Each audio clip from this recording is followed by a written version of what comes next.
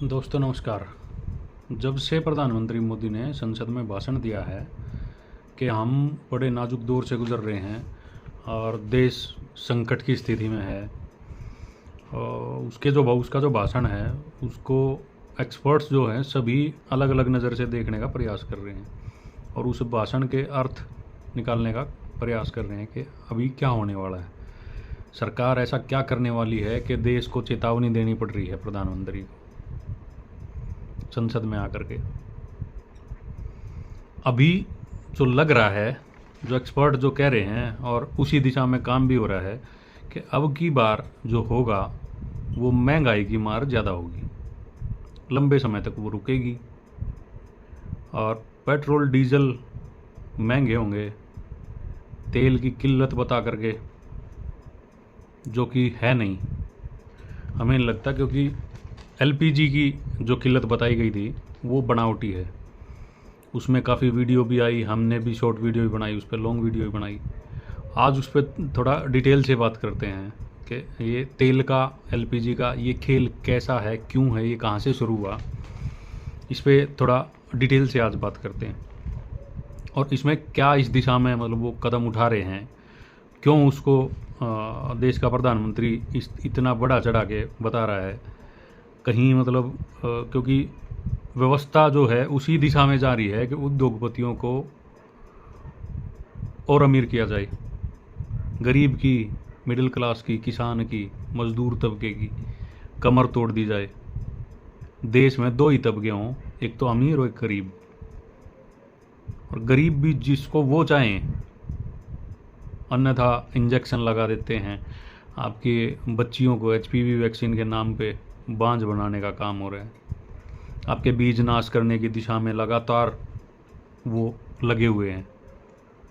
और जो देश का प्रधानमंत्री है, ये तो जब 2009 में मुख्यमंत्री था गुजरात का, तब से ये हो रहा है, उनको शय दे रहा है, क्योंकि 2009 में टीकाकरण हुआ था, उसका हमने भी जिक्र किया है। डॉक्टर देवेंद्र बलारा भी लगातार बोल रहे हैं अपनी वीडियोज़ के माध्यम से। आदिवासी महिलाओं पे, आदिवासी बच्चियों पे उसका वैक्सीन का परीक्षण हुआ था, एचपीवी का, और वो दुनिया की तीसरी सबसे ज़्यादा रिकॉर्ड क्लेम करने वाली दवाई है, मतलब वैक्सीन है।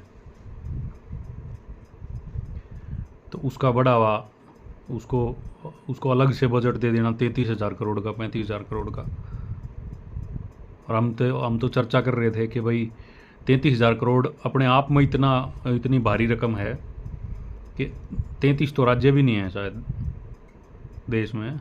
अगर एक राज्य को, क्योंकि नॉर्थ ईस्ट जो है उसमें कुछ ऐसे राज्य भी हैं, जैसे अरुणाचल है, उसकी सारी 15 लाख 16 लाख पॉपुलेशन है। अगर जितने राज्य हैं सब में अगर हज़ार हज़ार करोड़ भी इक्वल उसको बांट दिया जाए 33,000 करोड़ को, तो 1,000 करोड़ में एक ऐसा हॉस्पिटल बनाया जा सकता है जो मतलब पूरे राज्य की फ्री ऑफ कॉस्ट इलाज कर दे उस पर्टिकुलर उस मरीज़ के। ना सिर्फ 1,000 करोड़ तो बहुत भारी रकम होती है, बहुत बड़ी अमाउंट होती है। जो बड़े राज्य उनमें तो 2 हॉस्पिटल खोले जा सकते हैं, क्योंकि जो छोटे हैं वो तो बहुत छोटे हैं। नॉर्थ ईस्ट में तो अगर एक ही खोल दें तो उससे ही काम चल जाएगा। 6-7 राज्य हैं वो, तो उसके लिए अलग से वैक्सीन कंपनियों को बजट पास करके देना और सरकार की आदेश ये देना कि भाई वैक्सीन लगानी ज़रूरी है, नहीं तो लाभ नहीं मिलेंगे बच्चियों को, आपके परिवार को, आपकी फैमिली आईडी में कोई भी जो सरकारी योजनाओं के लाभ मिलते हैं वो नहीं मिलेंगे, वो मिलने बंद हो जाएंगे अगर आप इसको नहीं लगवाओगे। तो उसको महामारी दिखा करके, इतना बड़ा चढ़ा के उसको पेश किया जा रहा है। तो हर दिशा में जिस तरीके से काम हो रहे हैं, सरकार जिस दिशा में जा रही है, तो उसका सीधा सीधा फ़ायदा प्राइवेट कंपनियों को हो रहा है, उद्योगपतियों को हो रहा है। तो एक्सपर्ट्स जो नज़र लगा रहे हैं कि जो तेल और ये जो इसका भाषण था प्रधानमंत्री का, वो इस दिशा में जा रहा है, कहीं इससे भी तो ये इसके ज़रिए भी तो प्राइवेट कंपनियों को फ़ायदा पहुंचाने के चक्कर में नहीं है। और वो इस नज़र से जब देखते हैं तो तथ्य बिल्कुल फिट बैठते हैं, क्योंकि पिछले कुछ दिनों से जो घटनाक्रम हो रहे हैं, गैस की किल्लत, बनावटी किल्लत, जो रिफिलिंग स्टेशन पे गैस तो है लेकिन उसको रिफ़िल नहीं कर रहे, ना डोमेस्टिक पे ना कमर्शियल में, ताकि उसकी किल्लत पैदा हो, लोगों में अराजकता फैले, अनसिक्योरिटी का भाव उनके मन में आए कि अब खाना कहाँ से खाएंगे आप। जैसे पीछे 2020 में एक महामारी के नाम पे, झूठी महामारी के नाम पे भूख का ये खेल जो चलाया था, लूट का खेल था जो चलाया था, क्योंकि उसमें जितना पैसा लगा, जितना पैसा बाहर से आया और वो किस तरीके से लूटा, उस पर कोई जांच नहीं हो सकती। आप बता ही नहीं सकते। जैसे हरियाणा में पशुओं के लिए, गाय के लिए एम्बुलेंस 33,000 रुपये में एम्बुलेंस। यहाँ अगर गर्भवती महिला अगर दर्द में तड़प रही है, उसके लिए एम्बुलेंस नहीं है, लेकिन 33,000 रुपये में गाय के लिए एक एम्बुलेंस एक जगह से दूसरी जगह जा रही है, बहुत थोड़ी डिस्टेंस पे, 30-40 किलोमीटर की डिस्टेंस पे, उसके लिए 33,000 रुपये एक ट्रिप के लिए पास हुए और वो निकले हैं विभाग से। कितने हज़ार करोड़ का घोटाला होगा। किस तरीके से ये खाते हैं पैसे को। तो इसी दिशा में अगर तेल की और इसके भाषण की अगर जांच करते हैं तो वो फिट बैठता है। वो इस तरीके से फिट बैठता है कि पीछे अभी 2-3-4 दिन पहले जो रिफाइनरी से जो तेल सरकारी संस्थाओं को जाता था, उसको 22 रुपये प्रति लीटर तक बढ़ा दिया गया है। 22 रुपये प्रति लीटर। ये महंगाई की तरफ इशारा था, क्योंकि तार उससे जुड़ रहे हैं। और हो सकता है कुछ दिनों के बाद, आने वाले दिनों में आपको ये भी देखने को मिल जाए कि आपको पेट्रोल पंप से सीमित मात्रा में तेल मिलेगा। मानो आपके पास गाड़ी है तो आपको 5 लीटर ही पेट्रोल मिलेगा, 5 लीटर डीजल मिलेगा, उससे ज़्यादा नहीं मिलेगा एक दिन का, किसी भी दिन। और वो आपके रिकॉर्ड में चढ़ जाएगा। वहाँ से भी डाटा कलेक्शन। ये डाटा कलेक्शन का भी बड़ा गुलामी वाला खेल है। और वो मिले, अगर ये इस तरीके का नियम आता है तो वो सिर्फ आपकी टेस्टिंग के लिए आएगा, देश की जनता की टेस्टिंग के लिए आएगा। अगर जनता इसका जोरों शोरों से विरोध करती है तो आपूर्ति जो कम हो रही थी उसकी किल्लत को ख़त्म दिखा दिया जाएगा कि भाई आपूर्ति बाहर से तेल आ गया है, हमें रास्ता मिल गया है, विश्व गुरु ने उपलब्धि प्राप्त कर ली है, तेल का टैंकर आ गया है, नया आ गया है, या किसी और देश से हमने ले लिया है, उसको बता करके उसको इस महामारी को ख़त्म कर देंगे। अगर आपने विरोध किया तो ये आपके संयम की टेस्टिंग हो रही है, आपकी मानसिकता की टेस्टिंग हो रही है। अगर आप इस दौरान आपका ज़मीर जाग गया और आपने भरपूर पुरजोर विरोध करना शुरू कर दिया, सरकारी अधिकारियों की एंट्री आप बैन कर सकते हो। अगर इस तरीके से आपने विरोध करना शुरू कर दिया पुरजोर तरीके से, तो आपकी जीत निश्चित है। और हम इसको जीत नहीं कहेंगे, आपका जागना कहेंगे। तो ये टेस्टिंग कर रहे हैं।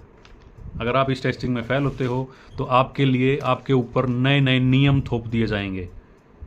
न्यू वर्ल्ड ऑर्डर के द्वारा, वर्ल्ड इकोनॉमिक फोरम के द्वारा, WHO के द्वारा जो ट्रीटियाँ हुई हैं, उनमें जो इनको आदेश दिए गए हैं, कि जो इनको टारगेट दिए गए हैं कि ये गुलामी के कानून बना करके आपको थोपने पड़ेंगे, वो आप पे थोप दिए जाएंगे। बहुत कम समय में जल्दी से जल्दी थोप दिए जाएंगे। तो इस पर डिटेल से थोड़ा बात करते हैं कि तेल का ये किस तरीके से किस तरीके का ये खेल चल रहा है। ये एक तो ये हो सकता है कि भाई इसको महंगा करके जो उद्योगपतियों की, निजी कंपनियों की, रिफाइनरी की, जो भी मतलब कुछ भी ऐसे तेल कंपनियां हैं, चाहे अडानी अंबानी है, इनकी जेब भरने का काम होगा। इनकी जेब जब भरेगी, जब आपकी जेब से पैसा निकलेगा, जब आपकी ढीली होगी तो इनकी भारी होगी, इनकी जेब गर्म होगी। और वो होगा इस तरीके के प्रोपगेंडे फैला करके, किल्लत बता करके, झूठी महामारी के नाम पे, झूठी किल्लत के नाम पे, ये इस तरीके से आपको, देश को गुलाम और गरीब करने का काम कर रहे हैं, उद्योगपतियों को अमीर करने का काम कर रहे हैं। अभी जो ये इजराइल दौरे पर जब प्रधानमंत्री देश के गए थे, तो उसमें जो इन्होंने ट्रंप के सामने लोंडा नाच किया, वहाँ इन्होंने ये बोला कि Israel is fatherland, India is Motherland. तो देश के लोगों ने इनको ये भी कहा कि भाई फादर होगा तेरा होगा, देश का नहीं है। और ये है भी सही बात कि वहाँ उसके बाद जब इजराइल ने उसके 2 दिन के बाद ईरान पे हमला कर दिया, तो इसको ये नहीं पता था कि वहाँ हमला होने वाला है। अगर इसको इतना नहीं पता तो देश जो इसको गालियाँ दे रहा था वो ठीक ही था फिर। और तो इसका कोई अर्थ बनता नहीं। खुफिया एजेंसी हमारी क्या कर रही थी, जो ये नहीं बता सकती कि भाई एक देश दूसरे के ऊपर हमला करने वाला है, और वहाँ जा कर के आप मतलब प्रोग्राम 2-2-3 दिन तक 2-3 दिन तक वहाँ प्रोग्राम अटेंड करते और आपको ये नहीं पता वहाँ क्या होने वाला है, किस तरीके की तैयारियाँ चल रही हैं। खुफिया एजेंसियाँ वहाँ पता था, ऐसा नहीं हो सकता कि नहीं पता हो। और विश्व गुरु ने इसका एक बार भी विरोध नहीं किया। इससे पहले भी जब उसने अमेरिका ने ईरान के ऊपर सैंक्शन लगाए, ईरान के ऊपर हमला किया पीछे कई साल पहले, जब मनमोहन सिंह प्रधानमंत्री था उस दौरान, तो उसने अमेरिका की धरती पर खड़े होकर के, डॉक्टर मनमोहन सिंह ने अमेरिका की धरती पर खड़े होकर के अमेरिका के द्वारा जो ईरान पर हमला किया गया था उसकी निंदा करी थी। विश्व गुरु से तो यहाँ अपने देश में बैठ के उसकी निंदा नहीं हो रही। मनमोहन सिंह ने अमेरिका की धरती पे खड़े होकर अमेरिका की निंदा करी थी कि आपने ईरान के ऊपर हमला किया, हम उसकी निंदा करते हैं। और उसी को ये गूंगी गुड़िया कह के पुकारते थे मनमोहन सिंह को, जिस कांग्रेस के बारे में ये, जिस कांग्रेस को ये गालियाँ देते हैं। हम कांग्रेस के पक्षधर नहीं हैं, लेकिन जो बात हुई है वो तो बोलना ही चाहिए कम से कम। इंदिरा गांधी ने जब पाकिस्तान के ऊपर हमला किया तो अमेरिका ने बोला था कि हम अपना 7वां जहाजी बेड़ा भेज देंगे अगर ये युद्ध नहीं रोका गया तो, क्योंकि पाकिस्तान जो है अमेरिका का ग्राहक है, सारे हथियार वो अमेरिका से लेता है। और उस दौरान इंदिरा गांधी ने बोला था कि तुम 7वां भेजो या 70वां भेजो, मुझे फ़र्क नहीं पड़ता, अब ये हमला नहीं रुकेगा। और इंदिरा गांधी ने पाकिस्तान के 2 टुकड़े कर दिए थे। बांग्लादेश उसी समय की पैदाइश है और हमारा विश्व गुरु उनको गालियां देता रहता है, खुद सरेंडर करे बैठा है। अब ये ईरान का जो मसला है, तेल महंगा हो गया, ये ईरान का जिक्र जो है वो बार बार आ रहा है, वो किस वजह से आ रहा है उसमें थोड़ा जब अगर पीछे जाते हैं तो 2019 में जब अमेरिका ने ईरान के ऊपर सैंक्शन लगाए, उस दौरान भारत ईरान से तेल लेता था।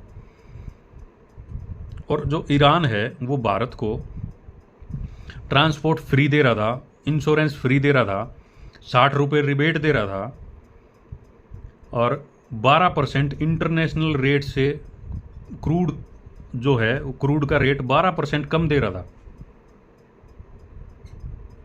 और उसी दौरान जो है उसने अब भारत के बैंक में, यूको बैंक में 50 से 60 हज़ार करोड़ रुपया अपना जमा कर रखा था। उसी दौरान यूको बैंक पर आर्थिक संकट आया था और एक्सपर्ट्स ये कह रहे हैं कि भाई उसी 50-60 हज़ार करोड़ की वजह से यूको बैंक बर्बाद होने से, दिवालिया होने से बच गया था ईरान के कारण। और आज जो तेल अमेरिका से ले रहा है ट्रेड एग्रीमेंट के बाद, वो अमेरिका से कई गुना रेट में महंगा ले रहा है तेल, और उस पर जो ट्रांसपोर्टेशन है और इंश्योरेंस है वो 8 गुना महंगी है।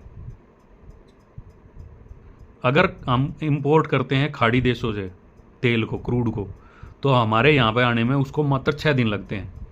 लेकिन हम अमेरिका से लेते हैं, अमेरिका के थ्रू अगर तेल आ रहा है वहाँ से, अमेरिका की तरफ से, तो 55 से 60 दिन लगते हैं। और उसकी ट्रांसपोर्टेशन कॉस्टिंग और इंश्योरेंस कॉस्टिंग 8 गुना, 8% नहीं 8 गुना ज़्यादा है। और समय लगभग 10 गुना ज़्यादा लग रहा है। तो ये विश्व गुरु की जेब से तो जा नहीं रहा, भारत की जनता की जेब पर इसकी मार है सीधी। ये डाका डल रहा है देश की जनता की जेब पे। इसकी जवाबदेही किसकी है? कौन इसमें उत्तरदायी होगा? इसमें गलती हमारी भी है क्योंकि हम आवाज़ नहीं उठाते। जो बोल दिया वो मान लिया हमने। अंधभक्तों का इसमें कोई जिक्र नहीं है क्योंकि वो मरे हुए ज़मीर के आदमी हैं जो आवाज़ नहीं उठा सकते। वो मरे हुए, हम ऐसा मानते हैं कि वो मर गए हैं, मर चुके हैं, वो गुलाम है पहले से ही। अंधभक्तों का जिक्र नहीं है कहीं भी, वो इंसान की श्रेणी में भी नहीं मानते हम उसको। इन्होंने झुकने में तो रिकॉर्ड तोड़ दिया है, इसीलिए कानून बने हैं समलैंगिकता के। ये संघियों की वजह से बने हैं, समलैंगिक संघ की वजह से, क्योंकि झुकने में इनके रिकॉर्ड है। जैसे रुपये की गिरावट में रिकॉर्ड है, जब से आया, जब से गिरता ही जा रहा है, रिकॉर्ड गिरावट, ऐसे ही ना झुकने में रिकॉर्ड, पता नहीं कितने रिकॉर्ड बने। अब तो कानून ही बना दिया झुकने का, ये इन्हीं की देन है। अच्छा, उसके बाद विश्व गुरु देश को भी बेच रहा है,